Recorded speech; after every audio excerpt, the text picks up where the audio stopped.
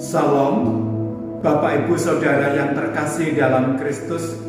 Kita jumpa dalam program Lawatan Hati GKI Residen Sudirman, Surabaya. Kali ini kita sampai di episode 288 dengan tema Mendengarkan Didikan. Sedangkan bacaan kita diambil dari kitab Amsal pasal 13 ayat 1 yang berbunyi demikian. Anak yang bijak mendengar didikan ayahnya, tetapi seorang pencemooh tidak mendengarkan hardikan. Bapak Ibu Saudara yang terkasih, setiap orang tua pasti menginginkan anaknya menjadi orang yang bijaksana.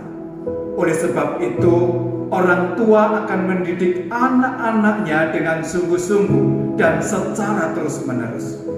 Secara umum, orang tua akan mendidik anak-anaknya tentang bagaimana anak-anaknya dapat menjaga perkataan, tentang kesopan santunan atau etika, tentang kerajinan dalam bekerja atau belajar, tentang hidup dalam kejujuran, tentang berpikir terlebih dahulu sebelum bertindak, tentang kesetiaan kepada Tuhan dan hidup takut akan Tuhan.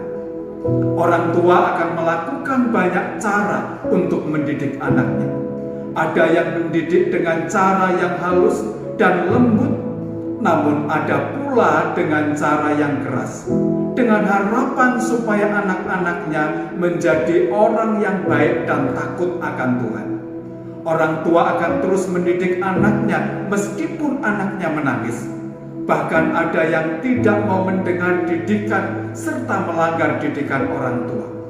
Orang tua akan terus mendidik anaknya dengan tidak jemu-jemu. Dalam proses mendidik, terkadang orang tua harus menjatuhkan disiplin atau memberi hukuman. Manakala anaknya nakal dan bandel serta tidak mentaati didikan orang tua. Semua itu dilakukan orang tua demi kebaikan anak-anaknya agar menjadi anak yang bijaksana, yang memiliki komitmen untuk mempraktekkan didikan orang tua sesuai dengan kehendak Tuhan. Bapak Ibu Saudara yang terkasih, demikian juga Tuhan Allah yang adalah Bapa kita yang di surga. Ia pun mendidik kita agar kita hidup seturut rencana dan kehendak-Nya. Kita dididik melalui firman Tuhan yang kita baca dan kita dengar melalui khotbah atau renungan, agar kita menjalani hidup di jalan Tuhan. Namun, dalam perjalanan hidup kita, seringkali kita melakukan kesalahan dan pelanggaran terhadap Tuhan. Atau kita tidak setia dan tidak taat kepada firman Tuhan. Maka Tuhan akan menegur kita melalui hati nurani kita, atau melalui firman-Nya, bahkan melalui orang-orang yang ada di sekitar kita.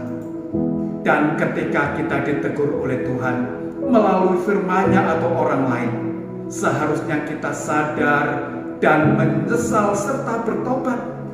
Namun ada kalanya kita masih tetap melakukan pelanggaran tersebut. Hal itu terjadi mungkin karena kita tidak peka atau karena kita bandel sehingga tidak mau mendengarkan teguran Tuhan. Maka Tuhan akan memukul kita dan menggiring kita agar kita dapat kembali ke jalan yang benar atau ke jalan Tuhan. Hal itu dilakukan oleh Tuhan karena Tuhan sebenarnya mengasihi kita dan Tuhan tidak ingin agar kita berada di jalan yang salah, sehingga Tuhan melakukan berbagai cara untuk mendidik kita agar kita hidup seturut kehendak-Nya. Itu semua adalah demi kebaikan kita, agar kita menjadi orang-orang yang bijaksana, yang menyenangkan hati Tuhan. Oleh karena itu, relakan diri kita masing-masing untuk menerima didikan Tuhan dengan cara menyediakan diri kita untuk menerima segala didikan Tuhan dengan segenap hati dan jiwa kita. Kiranya Tuhan Yesus memberkati.